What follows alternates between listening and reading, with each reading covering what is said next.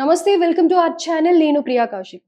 జగన్ నిన్న లండన్ నుంచి ఇండియాకి వచ్చేసారు. అయితే తన చిన్న కూతురు వర్షారెడ్డి గ్రాడ్యుయేషన్ డేని అటెండ్ చేసేసి వచ్చారు.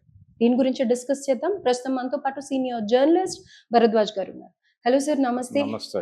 జగన్ దంపతులు ఇద్దరు కూడా లండన్ కి వెళ్ళి తిరిగి రావడం జరిగింది. అయితే నిన్ననే వచ్చారు. అయితే వచ్చి రాగానే తాడేపల్లికి వెళ్తారు అని చెప్పి ఫీజు పోరు ఒకటి మొదలు పెట్టిపోతున్నారు అని చెప్పేసి అని అంటున్నారు. అసలు దీని పూర్తి వివరాలు ఏంటి?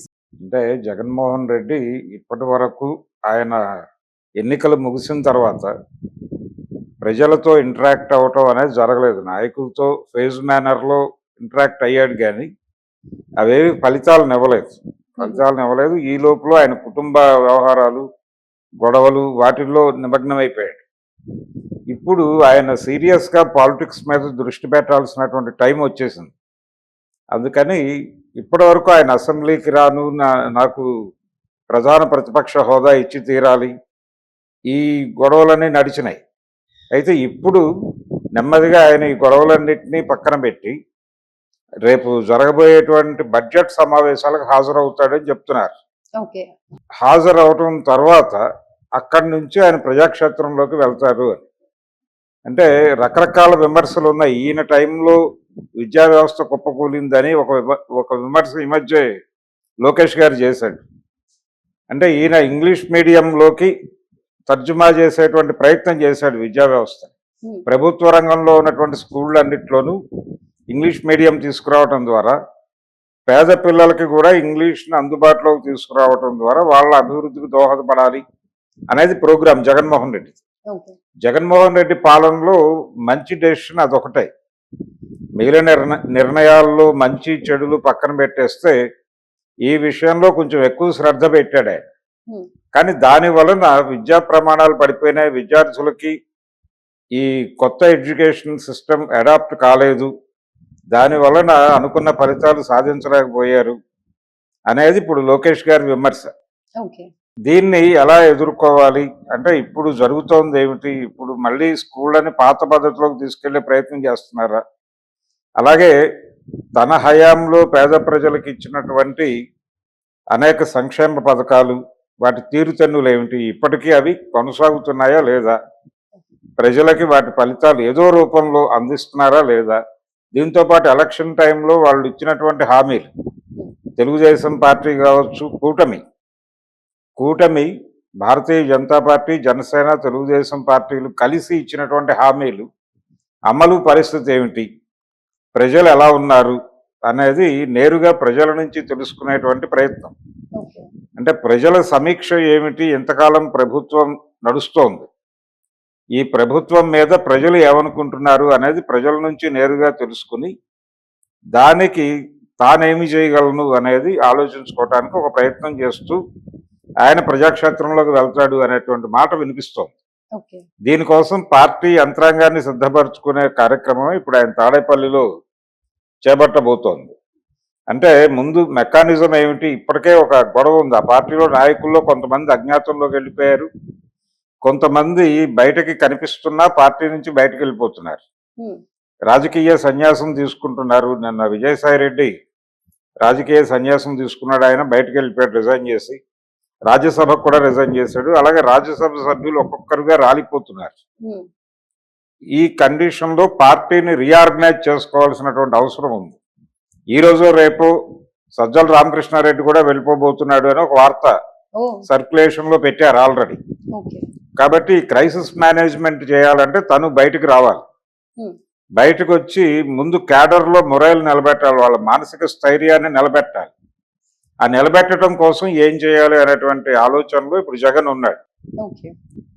ఆయన వెనకాల ఎవరున్నారు అడ్వైజర్స్ అనేది పక్కన పెడితే సజ్జల నంబర్ 2 పొజిషన్లోనే ఉన్నాడు ఇంకా అని వినిపిస్తోంది.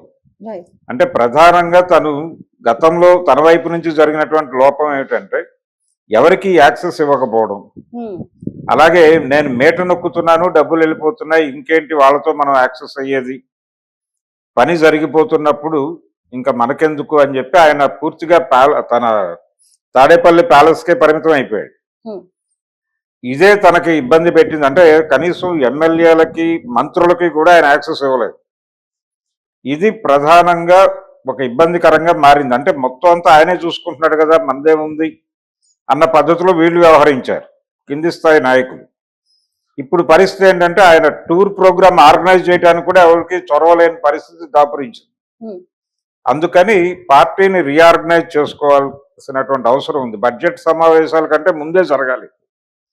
ఎందుకంటే బడ్జెట్ సమావేశాలలో పాల్గొనడం ద్వారా ఆయన ప్రజల్లో కాన్ఫిడెన్స్ నిలపాలి అనుకుంటున్నాడు. అదేంటంటే ఈయన సభకి హాజరవ్వడానికి ప్రచారం చేస్తున్నారు అవతల వాళ్ళు. సభలోనే ప్రజల సమస్యలు మాట్లాడాలి. ఆ మాట్లాడేందుకు సభకి నాయకుడు వెళ్ళకపోతే ఎమ్మెల్యేలు ఈ 11 మందిని మేము ఎందుకు ఎన్నుకున్నాం అంటారు కదా ప్రజలు. అవును. అందుకని తను అసెంబ్లీకి హాజరవటం, తన ఎమ్మెల్యేలను అసెంబ్లీకి తీసుకెళ్లటం ద్వారా మేము ఈ ఎమ్మెల్యేలను అనవసరంగా ఎన్నుకున్నామనే అభిప్రాయం ప్రజలకు కలగకుండా చూసుకోవాలి. అయితే ఈసారి ఖచ్చితంగా వెళ్తాడు అని అనుకుంటున్నారా సార్? ఎందుకంటే ఇప్పటికీ కూడా అపోజిషన్ పార్టీ వాళ్ళు వెక్కిరిస్తూనే ఉన్నారు, వస్తాడు రాడు అని అనేసి. లేదు, వస్తాయి. ఈసారి వెళ్లే పరిస్థితి కనిపిస్తోంది. ఓకే, వెళ్ళకపోతే వేరేలాగా ఉంటుందేమో కదా, అంటే సిచ్యువేషన్ అలా. అంటే వెళ్ళకపోవడం వలన జరిగే నష్టం ఏంటంటే ఆ నియోజకవర్గాల ప్రజలు ఎందుకు ఎన్నుకున్నారు వీళ్ళని, ఆ 11 నియోజకవర్గాల్లో ఎందుకు ఎన్నుకున్నారంటే, అసలు ఎమ్మెల్యేని ఎందుకు ఎన్నుకుంటారు ప్రజలు? తమ బాధలు అసెంబ్లీలో చెప్పి తమకి పరిష్కార మార్గాలు సూచిస్తారు అక్కడ. అలాగే తాము ఏ సమస్యలతో ఏదో బాధపడుతున్నారో వాటిని ఏదో మేరకు పరిష్కారాలు అక్కడ కనిపెట్టి తమ జీవితాల్లో ఆ కష్టాలు దూరం చేస్తారేమో అని అనుకుని ఓట్లేస్తారు. ఇప్పుడు ఆ యాక్టివిటీ వీళ్ళు అసెంబ్లీనే బాయ్కాట్ చేస్తే ఎవరు చెప్పాలి అక్కడికి వెళ్ళి?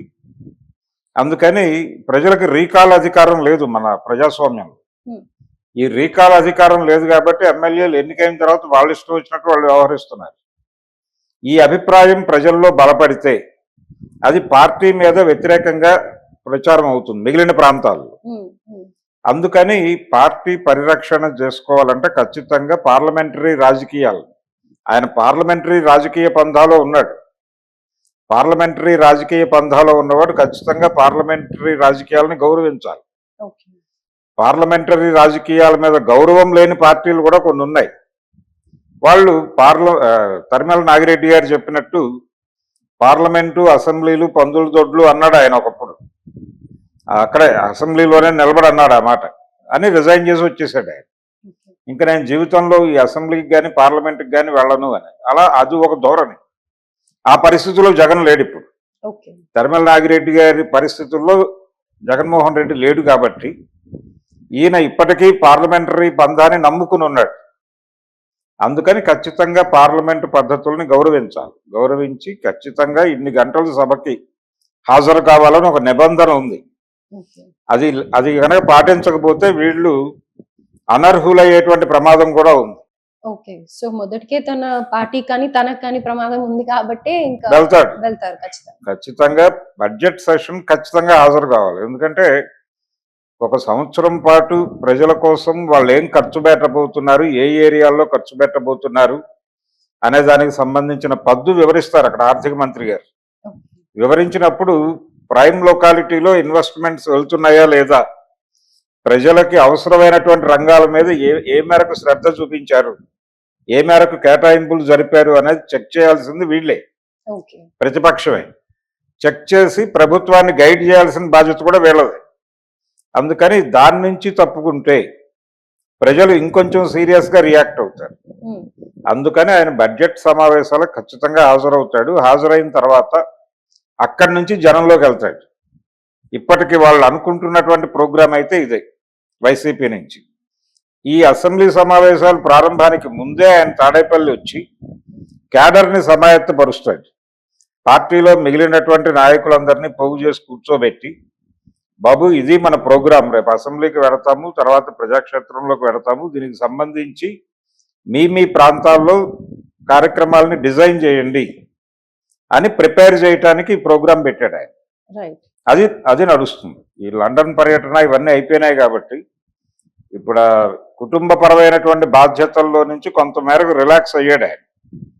అంటే ఆస్తి పంపకాల గొడవ ఒకటి ఉన్నప్పటికీ కూడా అది ఎలాగూ ప్రాసెస్లో జరుగుతుంది అనే విషయం ప్రపంచానికి అర్థమైపోయింది. ఇప్పుడు ఆ గొడవలన్నీ పక్కన పెట్టి ఆయన పార్టీని రీఆర్గనైజ్ చేసుకోకపోతే వచ్చే ఎన్నికల్లో భారీగా నష్టపోయేటువంటి ప్రమాదం ఉంది. ఓకే. నిన్నే పెద్దిరెడ్డి అన్నాడు, పెద్దిరెడ్డి రామచంద్రారెడ్డి, వచ్చే ఎన్నికల్లో మేము గెలవచ్చేమో, ఎవరు చూడొచ్చారు అన్నాడు ఆయన. కాబట్టి ఇలాంటి అభిప్రాయాలు ఇలా ఈ మాట్లాడే వాళ్ళు కూడా తరిగిపోతే ప్రమాదం అవుతుంది. అందుకని ఇమ్మీడియట్ గా కింది స్థాయి క్యాడర్ని కూర్చోబెట్టి రీఆర్గనైజ్ చేసుకుని వాళ్ళని పనిలోకి దింపాలి. ఎందుకంటే ప్రభుత్వానికి సఫిషియెంట్ టైం అయిపోయింది, హనీమూన్ పీరియడ్ అయిపోయింది. ఉమ్, కాబట్టి ప్రజలలో ఈ ప్రభుత్వం మీద ఎలాంటి అభిప్రాయం ఉందనేది తెలుసుకోవడం వీళ్ళకే అవసరం. ప్రజలు ఎలా రివ్యూ చేస్తున్నారు చంద్రబాబు ప్రభుత్వాన్ని అనేది ప్రజల నుంచి తెలుసుకుని ప్రజల గైడెన్స్లో ప్రభుత్వాన్ని ఎక్కడెక్కడ నిలదీయాలి అనేది డిజైన్ చేసుకోవాలి. రైట్. అందుకని ప్రజల్లోకి వెళ్ళాలి. సో పార్టీ పరంగా సన్నద్ధం అవుతున్నారు అని అనుకోవచ్చు. అంతే, వచ్చే ఎన్నికలకు ప్రిపేర్ అవుతున్నాడు, అంతే వచ్చే ఎన్నికలకు ప్రిపేర్ అవుతున్నాడు.